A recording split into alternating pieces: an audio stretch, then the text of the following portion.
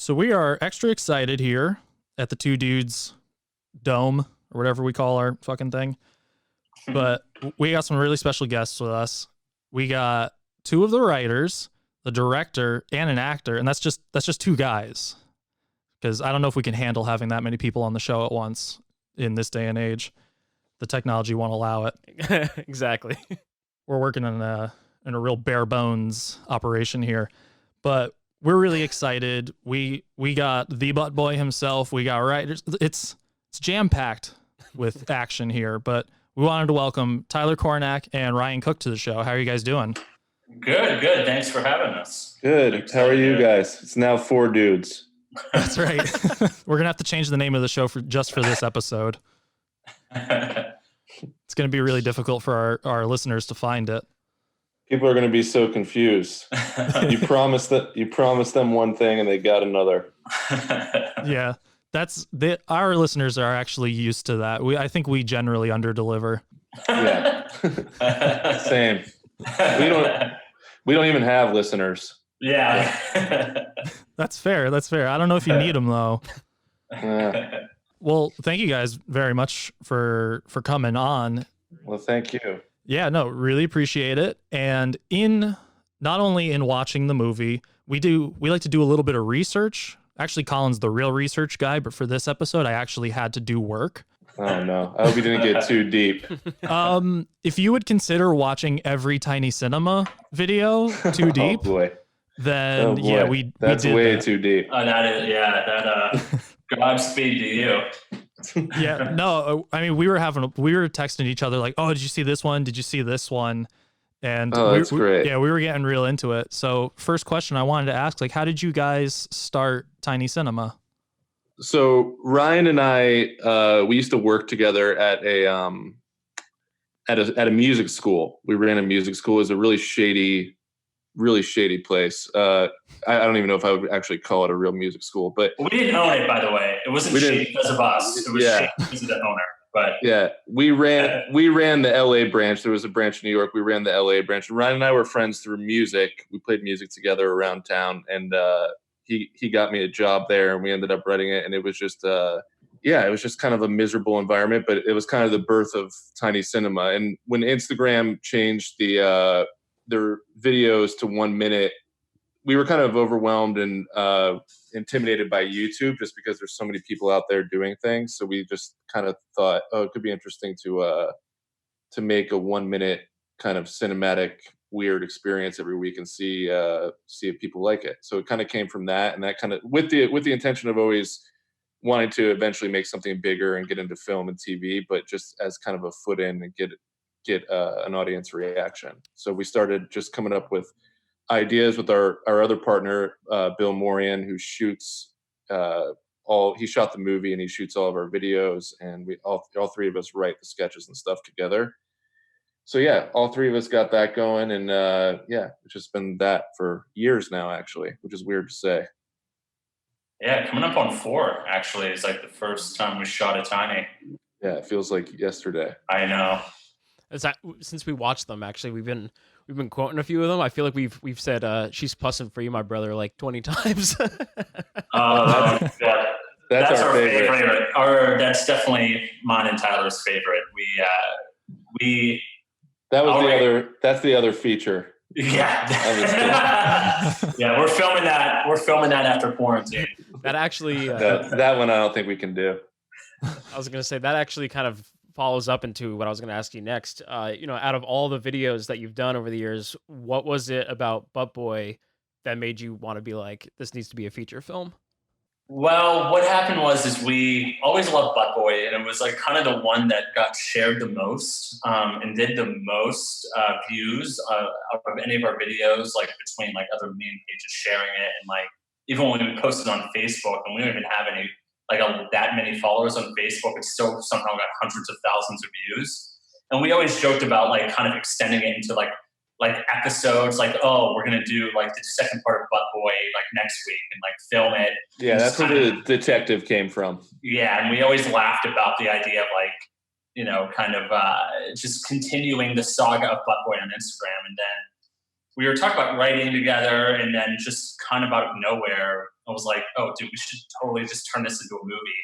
And we both like looked at each other like we just had like the best idea in the world, and we just went and got hammered and wrote an outline, and then started writing it and didn't stop until we like started shooting it. Basically, like it was kind of like a whirlwind 2 years of like writing to completion. Yeah, we were at a bar. We were at Red Lion. Shout out to Red Lion. Red Lion, miss you. We miss you. Not a sponsor. Not a sponsor. Yeah, we're on the East Coast, so there's probably a Red Line over us. But what part? What city are you guys in? we both live over in New York. I'm kind of upstate New York. Oh, great, a little bit. great. Yeah, Sky's closer to the city. Oh, great. That's awesome. It's been crazy there. You guys doing Yeah. all right? I don't like going out and dealing with people anyway, so this has been a dream. Yeah, I'm the same way. Yeah. Kind of tucked away, like doing our own thing. I've been quarantining for a decade. Yeah, exactly. Like That's- yeah, I'm home. I'm like, man, there's so many video games and movies I can catch up on. This is amazing. Yeah. That's what I said. I was like, I've been doing this for years. Yeah. What virus? Yeah. What's going on out there? I wanted to ask though. I noticed Chip Gutchell is kind of a reoccurring character in Tiny Cinema. Is that name an inside joke, or is this actually Yeah. like the same guy? Yeah, well, first of all, we just think it's a funny name. It's a ridiculous name, but it's actually my godfather's name, who I don't really know at all. I saw him at my sister's wedding last year and told him that I'm making a movie with his name in it. He's pretty weirded out.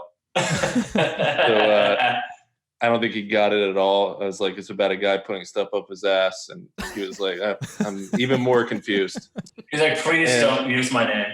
I completely regretted opening my mouth at all, but so yeah, he has no idea, but it's named after him, and we just thought it was a funny suburban man name.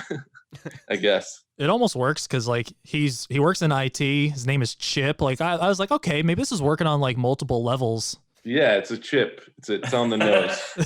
Yeah. So when you guys are looking to expand this 1 minute short and turn it into a full movie, what was that process like with adding the elements? I mean, you say you're drinking at a bar. I'm assuming it's a lot of like throwing bullshit at the wall and like, dude, let's fucking do it. Like, Yeah. A lot of the bullshit stuck though. Yeah, there was a number of things. I mean, again, like Ryan said, we talked about doing it for a while, just extending it. So we knew we had the detective to work with. We knew we were going to write it for Tyler Rice, which is, it kind of does the work for you in a way. Yeah. It's like he is that person kind of. So we knew that was going to work, and we knew that we wanted to end it where it goes. I don't want to say too much about the ending, but we knew we wanted to get it there. So it was kind of just filling in the blanks and then talking about Chip's home life and what he deals with, and it was kind of evolved from that, I think. Yeah. We, I mean, one thing was always set in stone is that we knew we wanted to play it 100% serious. Like we knew it was going to be played as like a thriller drama. So we always had that working with it. And like, we were able to just kind of unravel it in this sort of like fashion. Once we knew like what the ending was going to be, and again, we don't want to spoil it for people who haven't seen the movie, it was kind of easier to kind of connect the dots to the beginning of the story of like how we were going to set it up. actually, one of the notes that we had was that the casting with Tyler Rice was perfect. Him as that detective is just so spot on. So it actually makes a lot of sense that you guys would have written it with him in mind.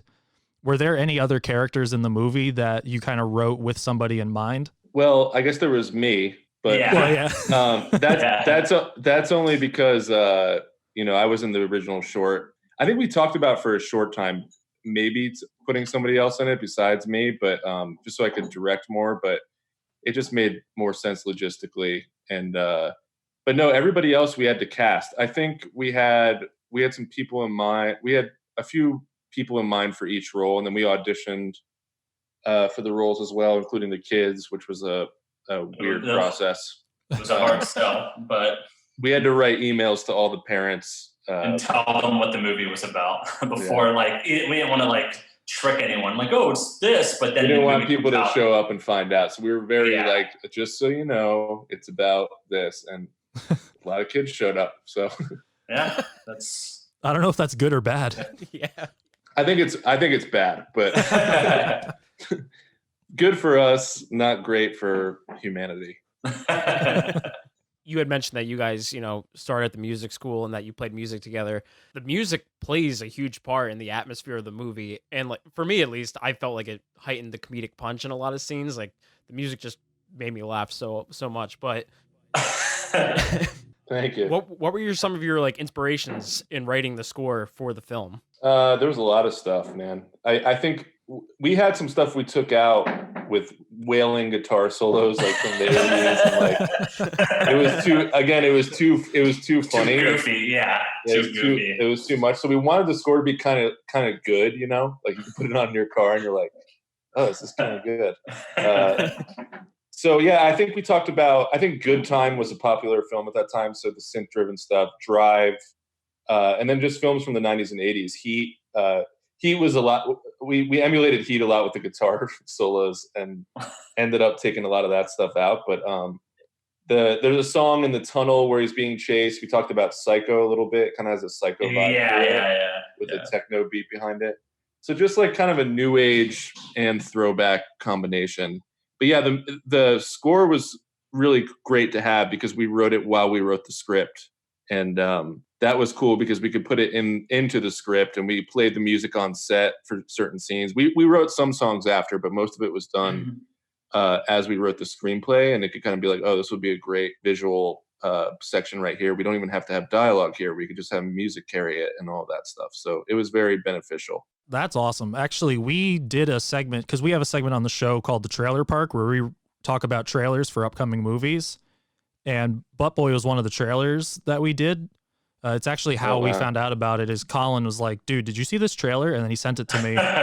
And I was like, what is it? He's like, it's called Butt Boy. And I'm like, all right, I got to see this. And just the aesthetic, not only the sound, but like the visuals and everything in it, like all combined, I was like, this looks fucking awesome. Like, because thank you. What you're saying with like that sound, like that's exactly the type of like sound and feel that like we really love, like that kind of like 80s action, but also like this like weird like neon grit to it, like to not have a better descriptor, but no, that's right on. Yeah. It's actually cool because we've mentioned like the Safdie brothers and Good Time and like the music for their films a lot on this show, and when we were watching it, I was getting the same vibe from there. Yeah, almost like a more commercial, obviously dumber version of that. Well, kind of speaking to that, because I think an element that we both really liked is that this movie is absurd by nature, but it's played super straight and it has such a dark tone. But I was wondering, like, while you guys are filming this, were there any scenes where the absurdity of the movie itself, you kind of had to like pull back the way you were acting? Like, was there any moments where you were almost falling into the ridiculousness of the story itself? We actually had to cut a scene that was way too funny. Well, we cut 6 scenes actually. Yeah, but there was one that was just would have been way too funny for the movie. Yeah, we knew it while we were filming it. We were there. And we're like, there's no way this is going to be in the movie.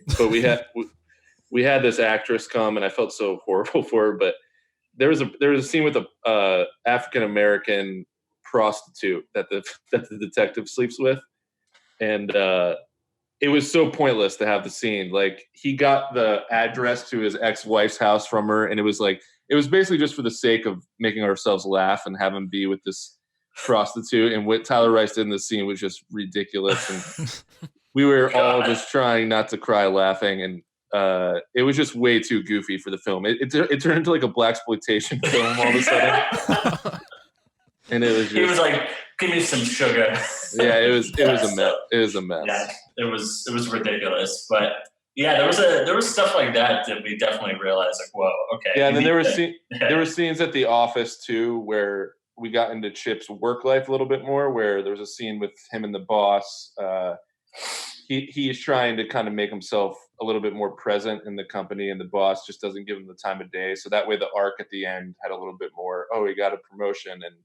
But going through it, it just didn't fit the vibe. It was a little bit too funny again. It was like, there was a bunch of scenes like that. There was a boxing scene. There was a whole other side story with the chief of police, where there was a full fist fight scene between him and Russell Fox in the police station. And we were like, what the fuck is this? So we got rid of that. And then, so there was a lot.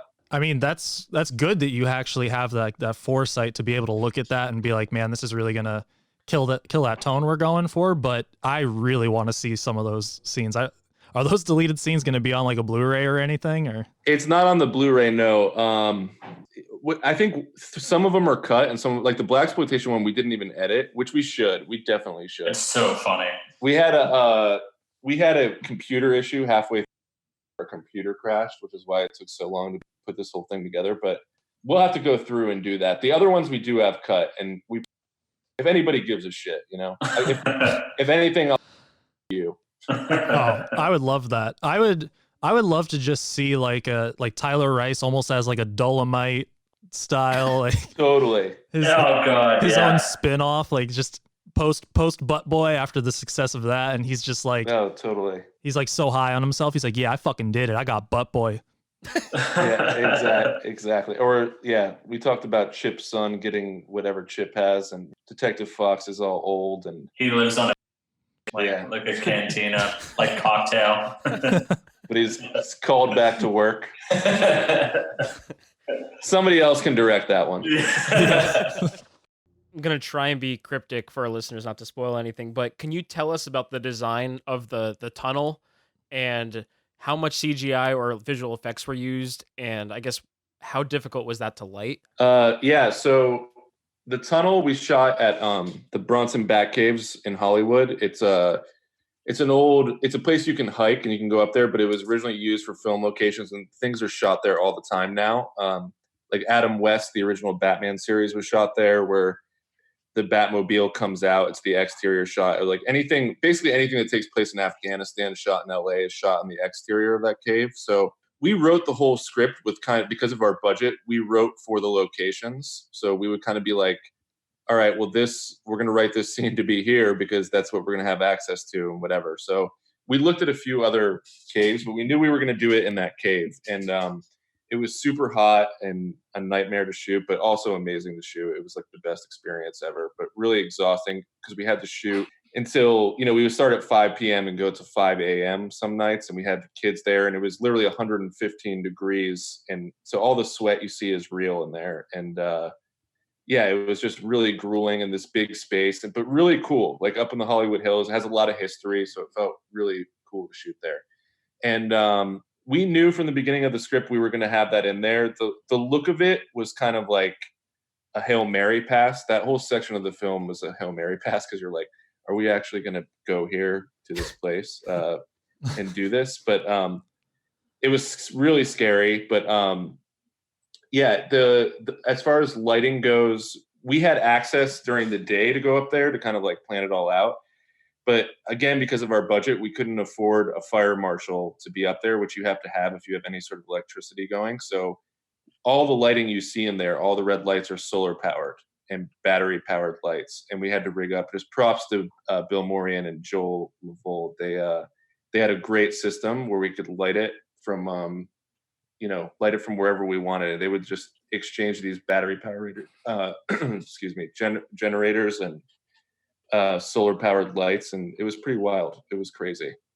That would be an interesting plot twist in the Batman lore to find out that the Batcave, the reason no one can find it, it's actually in Chip's asshole. Yeah, exactly. And then the origin story of how that happened. Yeah. Well, that's obviously where you gotta go. The entire Batman universe takes place in Chip's asshole.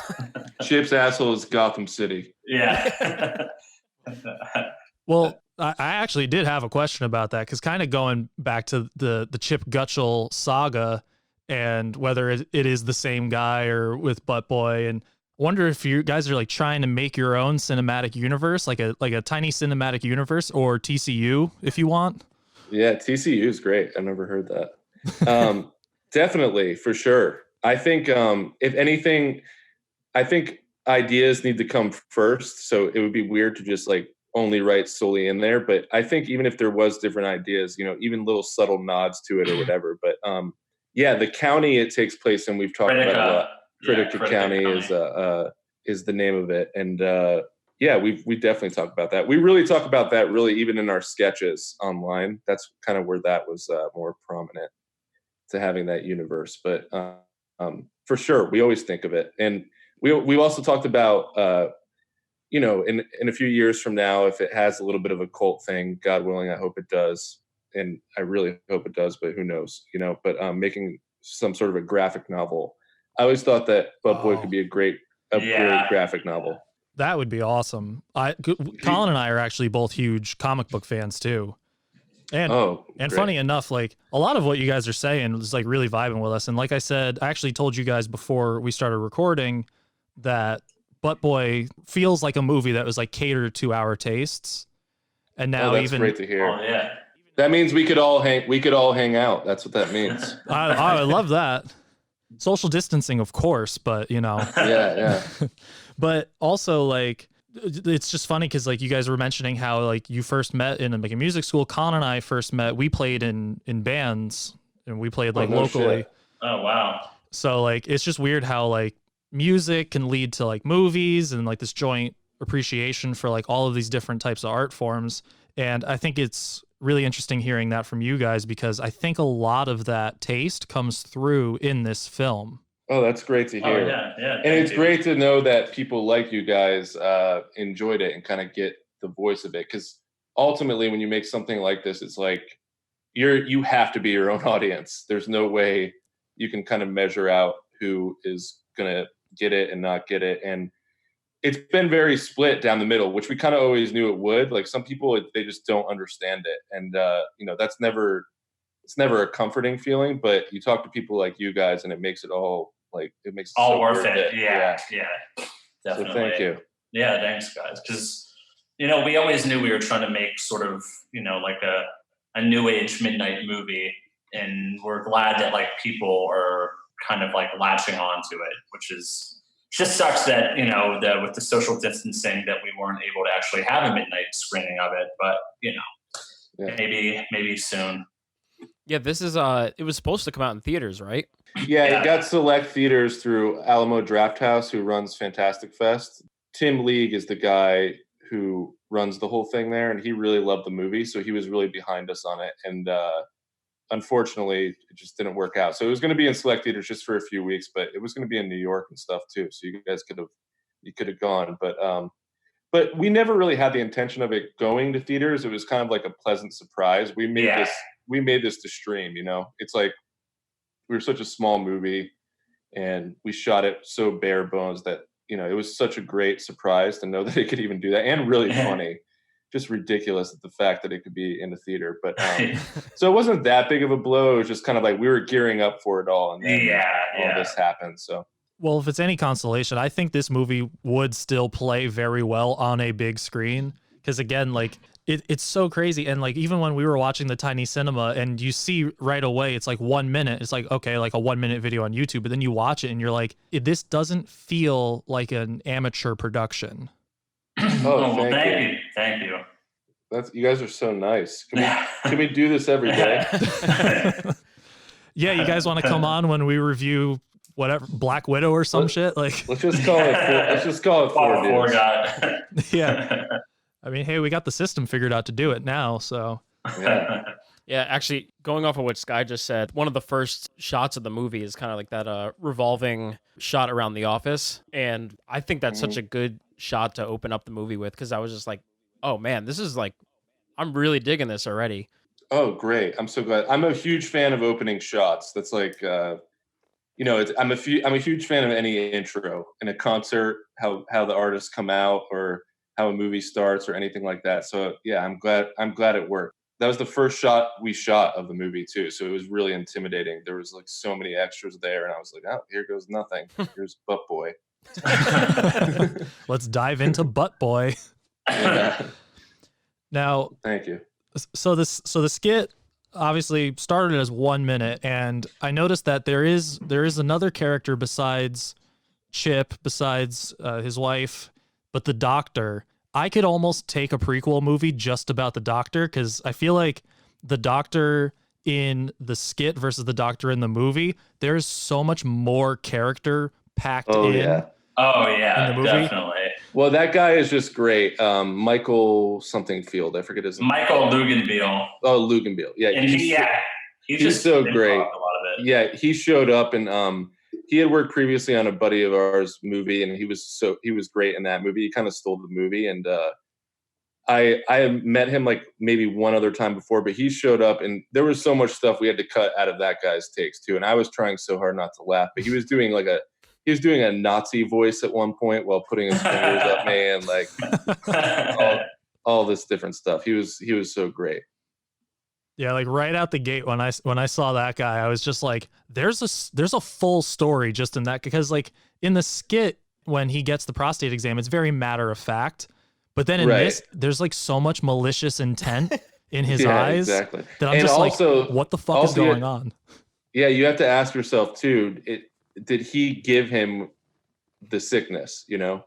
Is there something with that doctor that, you know, he has it or he's passing it along and he's giving it to Chip through his fingers, you know? I like that. That's how you plant seeds for the TCU. This is becoming a brainstorming session. Yeah. So now that you have Butt Boy in the books, it's out there for people to find it. What do you guys have, I guess, up the pipeline? Either do you have like more tiny cinema that you know you want to work on, or a little bit of both? Or a little bit of everything. So we just shot.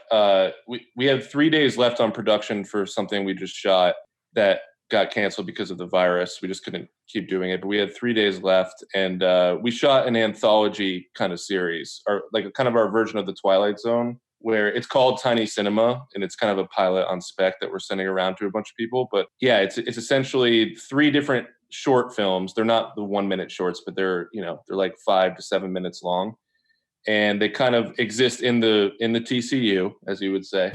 And it's a host that there's this little this little handicap host is kind of guiding you through this world and setting up all these different scenarios, and they all connect. So we're editing what we did shoot of it right now, and Ryan's been scoring it through the computer while I'm editing it, and we're editing the rest of it. And then as soon as the madness is over, we're going to finish up shooting the last short film of it. So we don't know when that's going to be released or even where it's going. I mean, worst case scenario, we're just going to release it independently. But we met to pitch it all around town to Comedy Central and Adult Swim and all these different places, and they liked it. They had a lot of notes, and they were like, show us more, basically. So we just shot the whole pilot. Oh, fuck it. We were just like, all right, well, this is what it's going to be. So yeah, we'll see where that ends up. And then, yeah, Ryan and I are always writing. We did another screenplay that we need to do another draft on, but Corona kind of makes you not want to do that. So, and we have the editing going on, so it's just a lot. But yeah, we have a bunch of stuff going. That's awesome. I'm actually like really looking forward to that, because like I said, me and Sky were watching Tiny Cinema, and we were texting each other back and forth, and we love all the skits. Yeah, they're just extended versions. Yeah, so some of them are. Yeah, the first 3 from the pilot are extended versions of some of the 1 minute ones. Yeah. So Blister unfortunately isn't in there, but like the Motherfuckers one, when the guy fucks the mafia, I don't know if you guys saw that one, but that's one of them. There Is No She is one of them, where the guy doesn't get it. That's what she said joke, but they have the production value of Butt Boy, like they're higher end looking, and they just feel more full, and there's more character development in all of them, but they're still shorts. So it's just kind of just taking the Tiny Cinema idea to an 11 and seeing how far we can take that. And that's kind of what it is. I mean, I'd definitely be excited to see that. I think, we do research for the show. Well, I should say Colin does research for the show. I just show up in my pajamas and tell dick jokes. But let's hear one. Yeah. But in this one, like, we both did such a deep dive in the research and like watching all the Tiny Cinema and going through, and this had to be like some of the most fun I had doing work on this show. Oh, that's so great. Yeah. I'm really happy that you guys were able to talk to us. This has been awesome. Yeah, thank you so much. Likewise. Thank you guys. so Yeah, much. yeah. Thank you. It was great to meet you. Yeah, for sure. Even if it is through this virtual means, it still works. Still works The out. way you meet people now, you know? Yeah, we're living in the future now. Yeah. So I want our listeners, the Swampies, that's what we call them. I didn't preface that. I should have warned Yeah. you. Yeah. Our listeners we are know. a bunch of fucking Swampies, but they know that. If you guys have anything that you want to kind of like plug or promote, like where can our listeners find your work? Okay, well, Butt Boy, the Blu-ray came out today, and there's special features on there where you can see behind the scenes of how we did it. if you give a shit, I don't know. And you can also just rent the movie or buy it on Amazon, iTunes, Google Play, PlayStation, Xbox, Fandango, all those. And check out our Instagram, tiny_cinema, and you can go into the wormhole of the TCU. I love that TCU is catching on. Yeah, I'm keeping that. I love it. You guys can have it. You don't even have to credit us. I'm just happy that it's out there. We'll hide two dudes somewhere in the crest of the logo. Yeah. There you go. That's perfect. Well, yeah, really wanted to thank you guys so much for coming on. We're really looking forward to seeing what you guys have coming up next. Okay, Thank you so much. Yeah, we'll definitely we'll get those deleted scenes and send them over to you guys when we can. Yeah, that'd be awesome. Thank you guys so that'd be much. awesome.